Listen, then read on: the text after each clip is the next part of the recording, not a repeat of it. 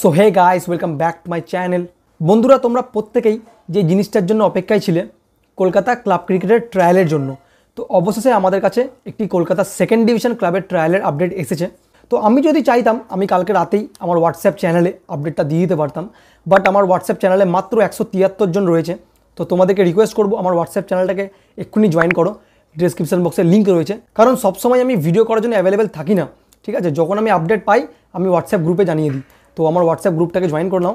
আর বন্ধুরা, যে second division ক্লাবের ট্রায়ালের আপডেটে এসেছে সেই ক্লাবটার নাম হলো গিয়ার স্পোর্টিং ক্লাব। কিছু নোটিশ সে ক্লাব থেকে দেওয়া হয়েছে, নোটিশটা পুরো হুবহু তোমাদেরকে পড়ে শোনাবো। ইংলিশে রয়েছে নোটিশটা, আমি একদম বাংলায় ট্রান্সলেট করেও তোমাদেরকে শোনাবো, ঠিক আছে? তো ভিডিওটাকে শেষ পর্যন্ত ওয়াচ করো, আর ভিডিওটাকে লাইক করো, কমেন্ট করো এবং তোমাদের সকল ক্রিকেট বন্ধুদের সাথে ভিডিওটা শেয়ার করো। তো চলো ভিডিওটা স্টার্ট করা যাক। তো তোমরা দেখতে পাচ্ছ লেখা আছে Gear sporting club player selection trial notice. Gear sporting club a second division club affiliate with the cricket association of Bengal. মানে গিয়ার স্পোর্টিং ক্লাব হচ্ছে একটা সেকেন্ড ডিভিশন ক্লাব যারা ক্রিকেট অ্যাসোসিয়েশন অফ বেঙ্গলের অন্তর্গত, ঠিক আছে? এরপরে লেখা আছে invited player from the under 16 and under 19 age group for open trial.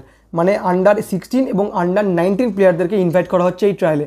তো বন্ধুরা, এখানে তোমাদের অনেকেরই প্রশ্ন হতে পারে যে দাদা 19 বছরের ওপরের ছেলেদের জন্য কি এই ট্রায়ালটা নয়? তো সেই আপডেটটা আমি একটু পরে তোমাদেরকে দিচ্ছি।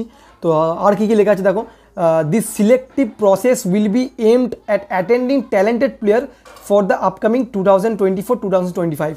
মানে 2024-25 যেই আপকামিং সিজনটা আসছে তার জন্য তারা কিছু ট্যালেন্টেড প্লেয়ারকে এই ট্রায়ালের মাধ্যমে সিলেকশন করবে, ঠিক আছে? আর যে জিনিসটা লেখা আছে সেটা খুব ইম্পর্টেন্ট, ভালো করে মন দিয়ে শোনো। CAB cricket session across various format including the second division league, one day knockout and T20। এই জায়গায় খুব একটা ইন্টারেস্টিং পয়েন্ট আমি তোমাদেরকে বলতে চাই।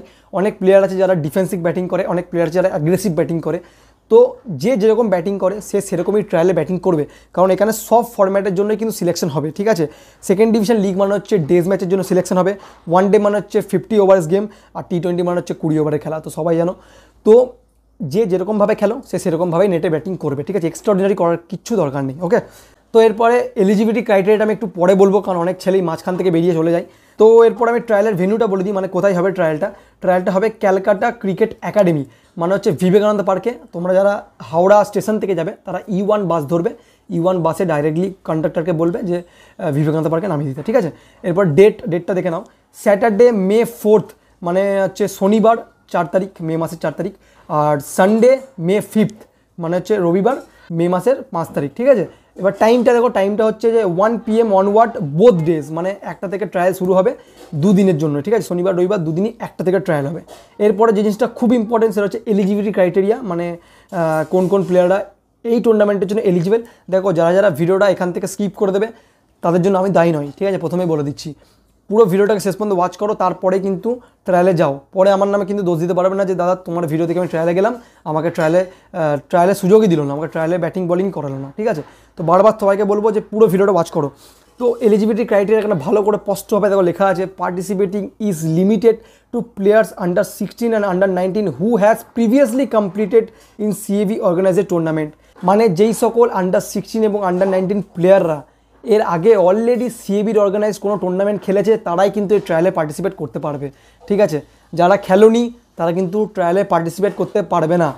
তো বারবার করে এই জিনিসটা আমি সবাইকে বলবো, যারা সিএবি অর্গানাইজ যে কোনো টুর্নামেন্ট, সেটা ডিস্ট্রিক্ট টুর্নামেন্ট হতে পারে বা আন্ডার 18 হতে পারে, আন্ডার 16 হতে পারে, যে কোনো টুর্নামেন্ট যদি খেলে থাকো তবেই কিন্তু ট্রায়ালে তুমি এলিজিবল, ঠিক আছে?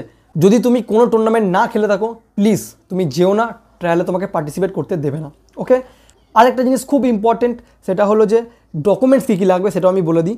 এখানে দেখো স্পষ্ট করে লেখা আছে, please ensure that every player attending the trial bring their original computerised birth certificate. মানে হচ্ছে কম্পিউটারে প্রিন্টিং যেই বার্থ সার্টিফিকেটগুলো, মানে হচ্ছে যেগুলো হচ্ছে ডিজিটাল বার্থ সার্টিফিকেট যেগুলোকে বলা হয়, সেই সার্টিফিকেট যদি তোমার কাছে থাকে তবেই তুমি কিন্তু পার্টিসিপেট করতে পারবে, ঠিক আছে? আমার কাছে যেমন হাতে কলমে লেখা বার্থ সার্টিফিকেট আছে, সেটা কিন্তু পার্টিসিপেটের জন্য অ্যালাউ তারা করবেন না। বারবার বলছি, যারা ট্রায়ালে যাবে তারা বার্থ সার্টিফিকেটের অরিজিনাল এবং জেরক্স দুটোই নিয়ে যাবে, কিন্তু কম্পিউটারাইজড বার্থ সার্টিফিকেট হতে হবে, মানে ডিজিটাল বার্থ সার্টিফিকেট হতে হবে, ঠিক আছে? এরপরে আন্ডার 19 ওপরের প্লেয়ারদের জন্য এখানে কিন্তু কোনো রকমের আপডেট দেয়নি, আমি তার জন্য খুবই দুঃখিত। তো যাই হোক, এটা হচ্ছে একটা প্রথম ট্রায়াল, এবছর 2024-25 সিজনের প্রথম ট্রায়াল। তো আগামী দিনে অনেক ট্রায়ালের আপডেট আমাদের কাছে আসবে।